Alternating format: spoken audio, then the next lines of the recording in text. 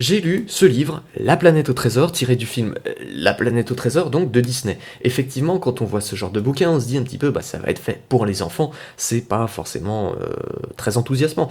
Donc même si effectivement il y a un vrai problème d'immersion et d'attachement envers les personnages, contrairement au film, malgré tout, il y avait une vraie volonté qui m'a vraiment surpris, c'est d'étendre l'univers. On parle par exemple de l'éther, qui justifie pourquoi on arrive à respirer dans l'espace, et ça explique aussi pourquoi est-ce qu'on a fait des bateaux en bois et avec des voiles.